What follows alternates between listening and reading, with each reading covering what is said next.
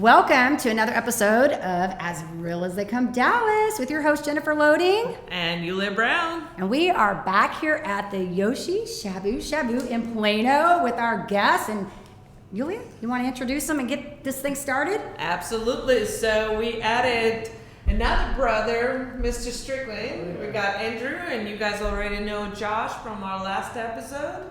And I would like to bring us back and talk a little bit about what's new with these guys and where life is taking us and how did that 2020 roller coaster go for you all. Yeah. We do need to say that before we get them going, be sure you hit that subscribe button on the YouTube. We can't do this without you. Absolutely. Like, share, subscribe, comment. We're happy to hear all of that. So guys, I heard some exciting news. You guys are working on the third location and it's coming up rather quickly. Oh yeah. Yeah. So we thought from everything going on in 2020, it shouldn't hold us back from our goal originally opening the store. So we wanted to take a more of an aggressive approach to pursue a third location, lined up all the pieces correctly, and reevaluated our company structure to move forward the best way possible. So it's exciting. Yeah, it's really we have exciting. a good mentor, David Craig of Craig Ranch. So yeah, David Craig, yes, Craig. Great guy. Yeah, good man. It's going to be in Alma and 121. Alma and 121. So it's he's creating a new downtown McKinney. So it's right there on the corner of Alma and 121. So there's going to be Hub 121 and District 121. And so in there, we'll pick our spot. A nice little spot. Man, it's going to be fun. It's going to be their new civic center too. So yeah, it's pretty cool. Wow, he's got like huge plans. Reimagining McKinney altogether. Yeah. That's exciting. Yeah, it's awesome. So with the family, we're we live in the area, so I mean it just makes sense, and being close to David, so it's easy, moving the company forward. So that's going to be our flagship store. So every store after this third store will be imitated off of that store. So all eggs in one basket, so to speak. So you guys redoing the whole store altogether. It's going to be reimagined all. We're just going to do our base brand, which is Yoshi Shabu Shabu, and then we're gonna do our homemade ramen noodles. So we're gonna make the noodles, have them hang in. We're gonna have all the bases made from scratch daily, and they're gonna sit on the park. They're gonna have a huge outdoor area, 1 acre park with a big TV for events and stuff. So. Wow. Yeah, it's exciting. Awesome. Yeah, because that's what we're thinking. We want the next store to be, hip and inviting, of course, like the stores are, but something that we can take, to future stores. So then, like, coming in, like you see someone slicing your fresh beef, right? And then you have like someone on that right next to them, doing the ramen. So you see everything. So nothing is hidden. All the kitchen outside, so to speak. So. Awesome. Impressive. So when is this other location? Maybe I missed that, but when's this other location opening? They're breaking ground soon, so probably about 18 months away. Okay. So that's gonna be exciting. Cool, Yeah. That's why we're drawing up everything and figuring out. Yeah, my daughter. Oh my gosh, I think I'm gonna definitely be at that store quite a bit. She's a huge fan of ramen, and especially when you can see. I'm excited to see how ramen are made. I know how tortillas made, soy slicer, but ramen. Yeah, exactly. That's awesome. Yeah, Congratulations. It'll be pretty easy. That's what we're thinking is with Shabu, we've been doing it like 24 years now, and so we're just like, man, we have all the ingredients already in-house, right? So we don't have to bring in new stuff, so we're just gonna roll it out from the existing items we have in-house. And everybody already, you eat Shabu, you have a soup at the end, so why not have, our noodles out for everybody to see, and then they can just, hey, I want this and I want that. Yeah, they can just come and start eating their noodles right away. So it's kind of cool. And also, we talked about it in our first episode, but I would like to touch on it again. Tell us about your produce. What kind of produce do you use, and what sets you apart from the rest of the stores? Oh, so all our veggies, so they're all certified organic, right? So which it's kind of cool because even our cabbage, right? They got little caterpillars crawling up on them, you know, so there's no pesticides on it or anything like that. It's kind of cool. The guys are prepping. They're like, oh my gosh, you know, it's nice, you know, grass-fed beef. everything. So like we're Jewish, right? So everything is kind of like like kosher, so everything's clean from when it's pulled from the ground and onto your plate. So even like we kind of think of it and keep it really simple as Andrew's got a 3 and a 5-year-old, so like if they can't eat it, we don't want anybody else to.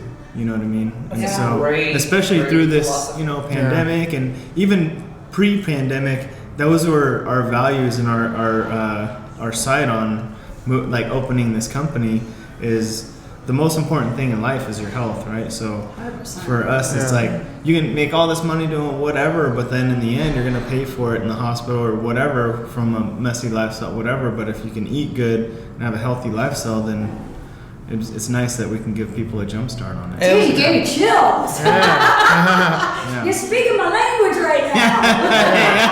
And that's something we talked about. I know. Yeah. Yes, I think last time we were on here, I was like, I went home and I was like, man, I love this place. Like, I don't want to right in my space. No, I think the ultimate thing to be able to do is to be able to do something that aligns with your core values and be able to share that with other people. That is like the ultimate thing to be able to do in life.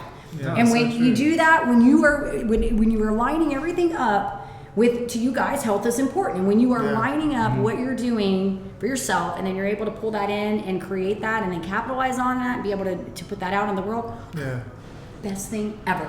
Ever.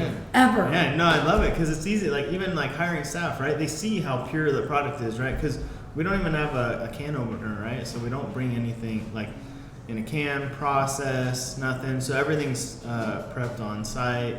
So I mean, it makes you feel That's good. super exciting to me because as we were talking about it, health comes from within. It's between your ears and it's from within. What you put into your body, that's what's gonna come out health-wise. Exactly. Yes. So that's very important. That's it's all clean. And now the ramen is gonna be homemade minus the preservatives. Like I'm super excited because I will take my daughter every single day whenever she says, "Mom, I want ramen." We're gonna be eating ramen every Back day. to my daughter because I'm like, hey, what do you want? Tonkatsu, miso, what? ramen. Chashu?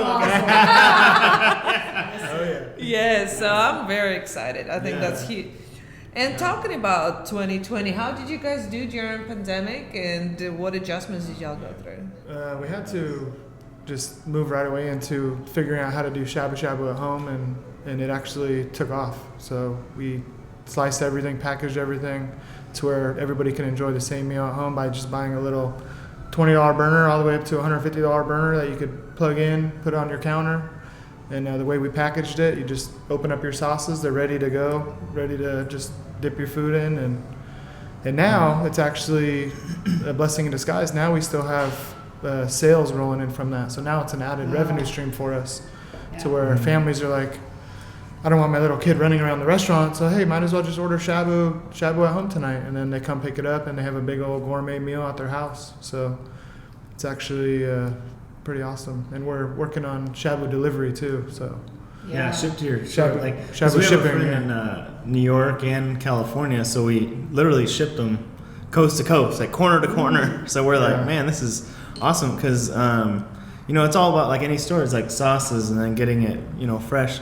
So and that was our biggest thing is during like March hit, pandemic, everybody's like, all right, everything's shut down. Right. So we're like everybody, of course, is like, what are we gonna do? We're like, all right, close down now. Let's focus on restructuring and hardening our foundation so we get deeper roots and moving it forward. So then Andrew was the brains behind the whole to-go stuff.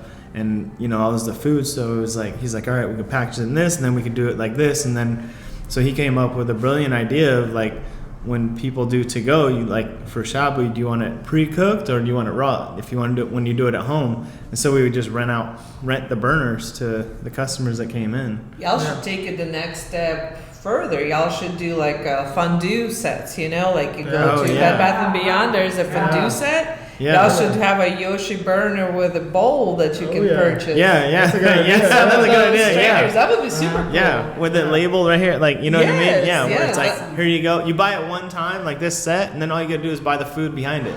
Yes. Good idea. Yeah. No, I think the thing that's really impressive, and I think because, when the whole pandemic hit, I think so many of us that were, a lot of people that were in business, me included, we had that period of time where we just sort of freaked out. Like, we were like, what are we going to do? What do we do?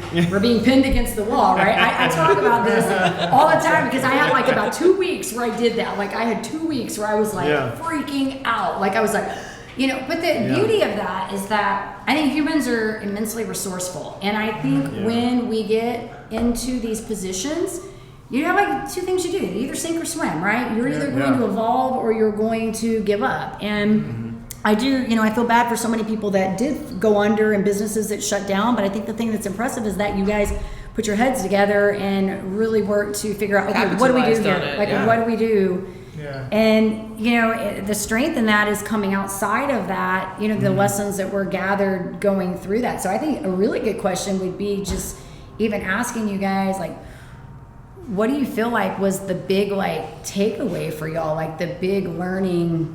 I love these questions. Yeah, I'm the deep thinker. I love it. Yeah. I love these questions. Like, what is the big, takeaway for you in this whole process? I would say, the employees that came back ready to work rather than going the easy way out and just sitting on unemployment, which is given to everybody with additional money.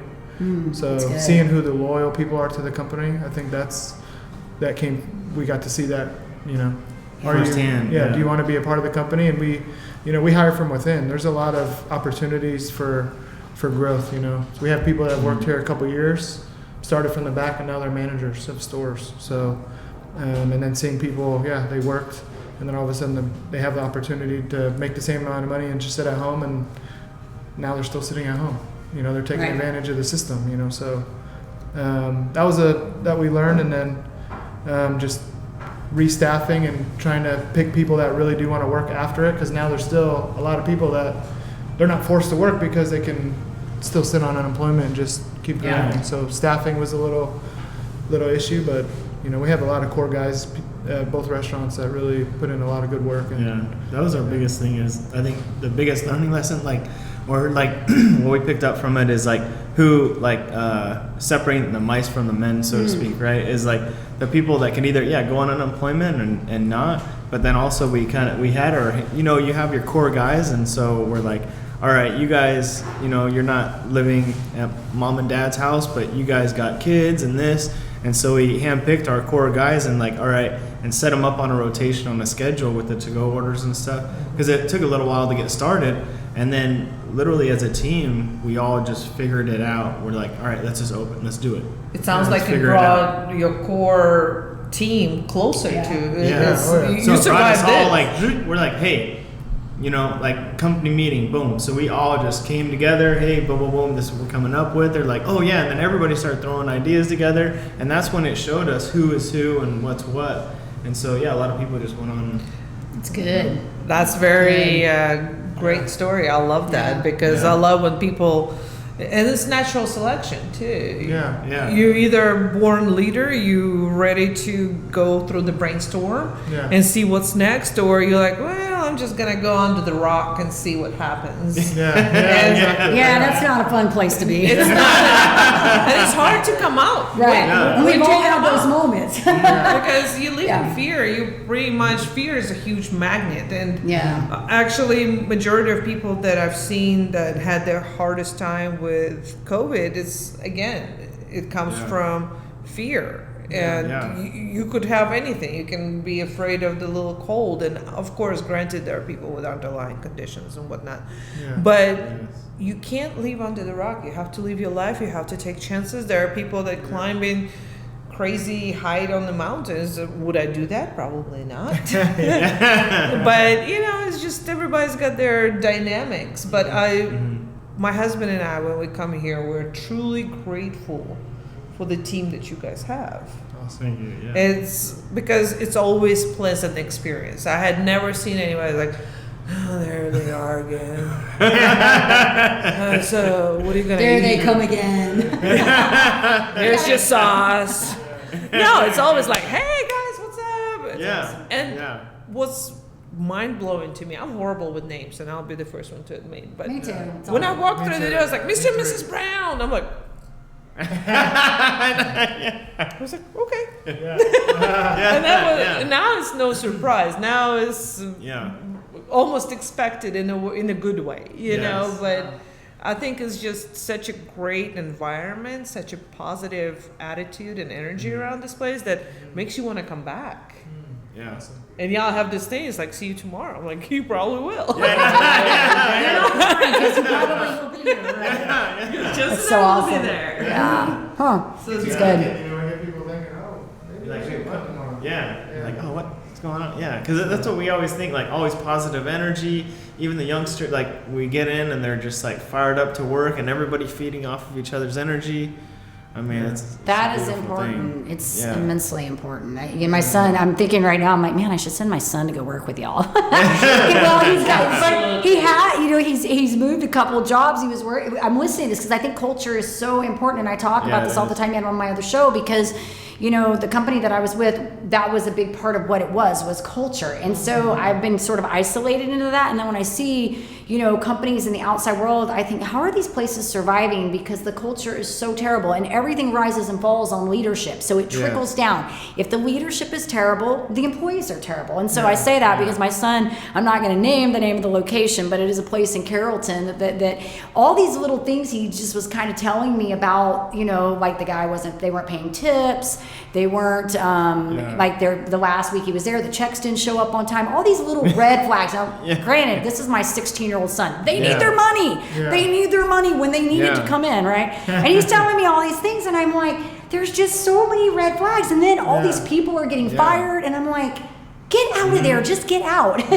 So I applaud you guys for the culture because I think that is huge, and it is harder to find new people than it is to keep the people you have. Yeah. So if you take care of the people you have, they stick around. So when you're telling that story about how y'all, you know, you've figured out who were the people that were loyal to the team and came back, there's a reason that's going on. You know? So and that's I what we commend you for thought that. too, is like, we're like, all right, boom, shut down in March, right? Then it was like, what is it, like the 2 weeks or the month where everybody was like, there's so much uncertainty.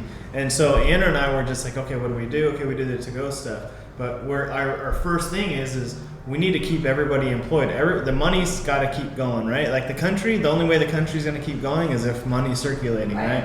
And so the engine of the country is small businesses, you know? And so we're like the little motor that keeps it going. So we're like, no, man, we're just like a small little intricate piece, but then, you know, keeping our guys employed. So then when we get out the other side, like you have your core guys that you've always been faithful to. I think it's more important to us that we're faithful to them, that we've given them a job and they've got income, but, you know, a safe place where they know, hey, we got y'all through this, and now at the end of it, now we're getting, you know, we're 80-90% of our sale, or 80-90% of where we were before, and we're it's still increasing. So we're grateful, man. We're like, God, thank you, you know. And you see the gratitude in them, you know, and it's not like just going, oh, hey, thanks, man, for you know, working hard, you know, but it's actually shown in different ways, making sure the checks are there on time, and like guaranteeing, because Anna and I have you know, like sit downs with some of the guys where we'll work the store and we'll be like, man, this is a key, you know, this is a long-term guy that brings a lot of good attitude and influence to the team, and we'll lock him down on salary. Like, hey, let's go. We have people that want to work with us and be a career with us. So It's great. That's what we amazing. offer. And you guys are growing, and that gives them a lot of hope too. So you keep, not that you're just keeping the doors open. You're like, hey, it's COVID, but forget about it. I'm gonna open another store. It's like, boom. Young kids, because predominantly you have a younger crew. Older generation, like for instance, my daughter is growing up. She's almost 14. I can tell her until it blows in the face. I'm like, you need to do this. But then you go into environment like this where it's coming naturally. You see this career-driven kids like Austin. He just blows my mind. He's just recently bought a house. He's just he's 20 years old. It's awesome. The guy just bought a house. And he's just not playing around in mom's basement and it's like, what's up, man? He has such a great story too. He's just going hard after what he wants. And one of his lines that I absolutely love, he's like, I'm in debt to myself, to my future self. He's like, when I wake up 35, what am I gonna look at and be like, Austin, what did you do this years? Yeah. That's no waste of such time. a great Yeah. theory to go off of and philosophy to go with in life. Yeah, that's what we told like Nick and like our GMs were like, hey, yeah, well, like set a number. Oh, you make 50, 100 grand, whatever it is, you know. And then we're like, you know, we can lock you down at whatever price, but then at the end of the day, what fruit are you going to produce? So like, We'll say show you're you- there a year. yeah, what do you want? You want to learn you want to buy a house? We can show you how to buy a house. Yeah, you and know? then what are you going to produce in that year? Like, Yeah. you got a good solid team, you're positive, you're doing this and that. And so we like to help them get there and plant seeds and like, okay, your leadership is going to fall off on everybody else around you. So you got to plant those little seeds with them to produce good fruit with everybody else. And like, and I think it's like I Andrew know. and I, our biggest thing is Mindset. Yeah, because like we saw it like growing up, like at the one we worked at for like 14 years. We saw, and we were always talking. It was just like bouncing stuff off of each other and how we want to when we open up our own.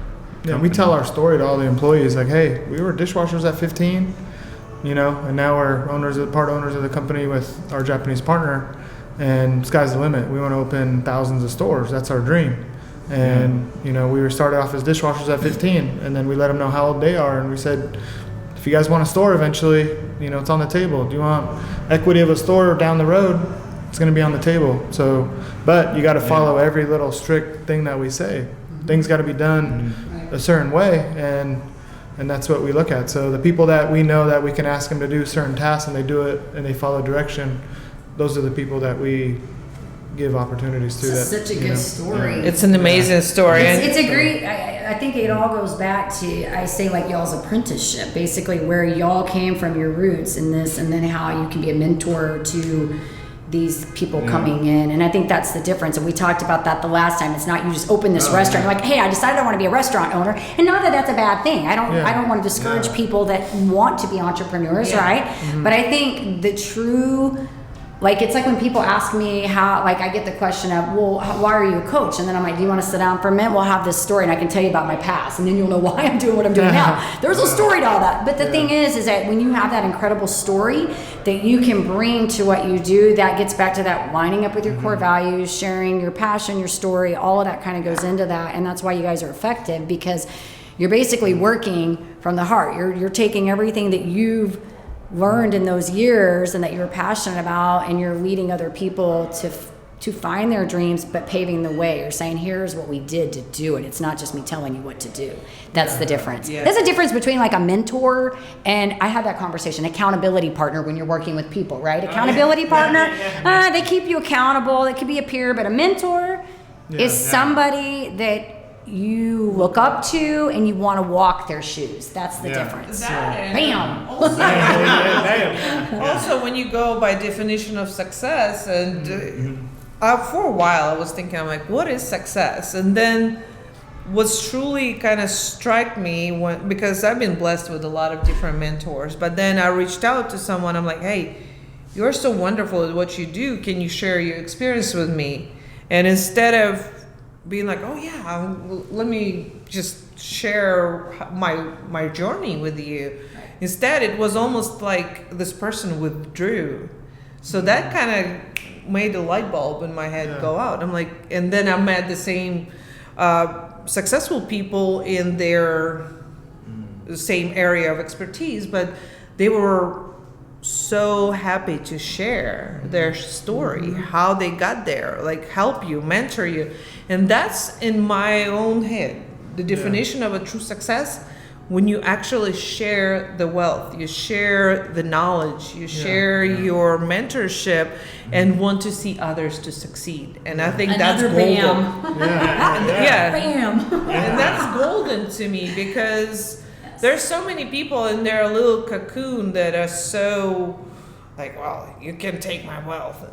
Universe is abundant. It's limitless. Everybody can succeed. There's so much business to be made. Like if you're a realtor or in real estate, there is plenty of clients. It's like if you're single, for instance, you can have 5 blondes in the room, but every blonde will be a different person. It will be appealing to a different human being. And it's just we just have to keep that in mind and be like, hey, you know what? Your journey is different. Your journey is different. Yeah. But then you yourself, you take that experience and you cultivate it and make it your own.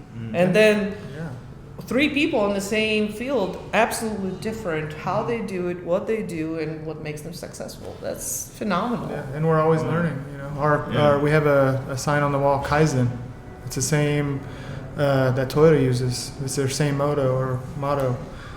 Just continued improvement from the top to the bottom. So we don't know everything. We know that we don't know everything. We want to grow, and even when we have 100 stores, we still don't know everything. We still want to learn more, and we're not complacent to where we're at now. You know, we're always teaching, but then at the same time wanting to be taught. So we're not like saying, "Hey, we're the top already." No, we're still trying to grow. When you stop learning, you start dying. Exactly. Yeah. It's just like, yeah. If I live through the day and I haven't learned one new thing, I'm like, There's something. There's no wasted moments. Yeah. No, I was listening to one of my other podcasts this morning, and I'm like, I run out of things to say, and I said, how, like, I went back and I'm like, oh, there's a meme-worthy one right there. There's no wasted moments. Everything you do leads you to where you are today. Yeah, like, there it is. You don't waste an opportunity. Like, I think like this pandemic, it was scary at first, but then we're like, dude, let's use this as an opportunity, right? Like, and I think, and like our mentor was telling us, like at dinner, I think the other night, and we're just like, we always ask him like, hey, how'd you get there? He's, it's like school hard knocks, and we're like, okay, and he keeps feeding, he'll just feed us a little bit enough that we could chew, and he was saying something like, now I'm in the business, like that success thing. He reached a pinnacle, like part of his success, where now he's in the business of kingdom building. And like he's a really spiritual guy, and then so I sunk down in it, and I was just like reflecting. I was like, wow, man, that's kind of huge stuff. And so I was like, that's kind of like what we want to do is like that, but and always learning from him. Like we just kind of sit there and like I kind of watch him, I just talk to him, hey man, blah blah blah, my butt fell off, and what do I do to do this, and so he just kind of gives us like suggestions. He doesn't say like, "Hey, do this," but he, it's good to have those mentors, someone that can hold you accountable and like learn from. Because then even it's surprising too. Is I think like for me, I've learned from some of the youngsters or some guys in the industry that I'm like, okay, I've learned this, and then they'll bring up something, and I'm like, oh yeah, man, we can, technology. Yeah. Oh yeah, technology. Yeah. Every day. I don't want to touch that. I need the Cliff Note versions, okay? If there's more than 3 steps, you need to do it for me, okay? Because I'm done. Is there a book version of computer? Yeah. I don't even want that. No, I want 3 steps. That's it. Like no more. I need 3 pieces of information. I do not joke about it. That's like the one thing. Like I laugh at, and you learn from everybody. There's always something to be learned from people. You learn what not to do, what to do. Like do you engage? Do you not engage? I mean, there's always something to be gained. 100%.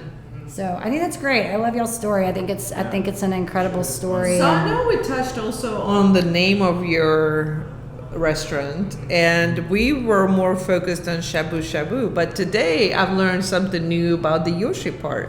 Would you highlight that? Yoshi just means, it's an overall good word in Japanese. It means like good health, good being, just an overall, like in any different scenario, just an overall, just being good. Positive. Like good luck, good fortune, righteous. Good health. I think, you fortune. looked it up, right? And it was like, because, our mentor, when we were finishing our training in Japan, we asked his dad, and we were just like, we want something positive, like, and so then And then we trademarked the name. Took a while, but nobody can have the word Yoshi regarding food services. So eventually, when we do get bigger, at least where people can, regarding food can, take it. And if they do, then we have first right to it. So it's fun. That's exciting. That's a big deal. And I love Japanese culture, and I mentioned I'm a Reiki master. So to me, those words, it's amazing how Japanese language can capitalize on one word and mean so much in just one word. It's very laconic question, I guess, language. I don't know the language, but all of the words that I came across, they're just fascinating to me. It's just like Yoshi, and there's so much meaning to it. Yeah. And there's different writing of the word as well, the right? Kanji and hiragana. So yeah, our Taka, like our partner, he was like, so we're just like, hey Taka, we want to, what's the how do you write this in Japanese? He's like, all right, here's the kanji version, here's the hiragana version, and we're like, oh dude, this is kind of cool. I was like, yeah. So then we got like a sprinter van. We're like, okay, we're gonna put this up here, and then we're like, and it would just have fun with it. I think our next move is like, like wardrobe, like putting all that stuff and having all the guys like. They just have fun with it because we get everybody involved, So we're just like, hey, we're thinking about doing this, and then everybody throws their ideas together, so it's fun. That's absolutely exquisite. Yeah. Oh yeah. So you got a lot going on for 2021 and 2022. Yeah. We're excited. New store. Yeah, it's exciting. Yeah, we're just like, because we thought it's a good opportunity. Like, it's scary, but then why not move forward? Like, Anna and I both sacrificed so much already. Like, we just went literally all in, on opening this restaurant. So now we're like, no, we can't. This isn't gonna stop us. Like, we want to go to all the big cities, and we want to figure it out here first, and then either start franchising, start licensing stores out, get our flavors everywhere. That's great. Yeah, we want to do it because we're talking. We're like maybe having our guys like from inside. Like someone's like, yeah, I want a store. Like, okay, here you get Houston, or you get this and that. So like the first rights go to the guys that have been with us the longest, and they all know it. Like, it's fun. Well, Godspeed to you guys. I love family owned or privately owned restaurants to flourish, because that's one of my things now after the whole pandemic. I prefer to go to family owned restaurants. Yeah. Like, we have some close by in McKinney where we live. If we're not here, I try to go to the family owned, get to know the people, try to learn more and see what I can do to help every moment I can get. I think that's doing that. Yeah. No, thank you. because to No, me that's that's fine, important. yeah. It makes me smile when I see people succeed. It's just a big deal to me. I'm like, oh my god, this is so awesome, and there are more people in the restaurant. Like, yes, that's a big deal. That's awesome. Yeah. No, it's huge for us. Yeah, it's the best feeling. Being able to get through this. Getting a lot of support. Yeah, we have a lot of regular guests that come once a week, twice a week, and that's what. They're the ones that helped us get through this, and we appreciate everyone that walks through the front door. So absolutely. Oh yeah. It's a blessing. It's been good. Oh yeah. Awesome. Now you get to eat shabu. Let's go. Yeah. It's a shabu And coma. this was As Real as They Come Dallas with Josh and Andrew. Yeah. Awesome to see you guys, and thank you guys for watching. Thank you for watching. You guys. Oh yeah. Come visit us. Please like, subscribe, share. Take care of one another. Thank you so much. Much love. And this love. was Yoshi Shabu Shabu with As Real as They Come Dallas. Thank you. Thank you. Thanks, guys.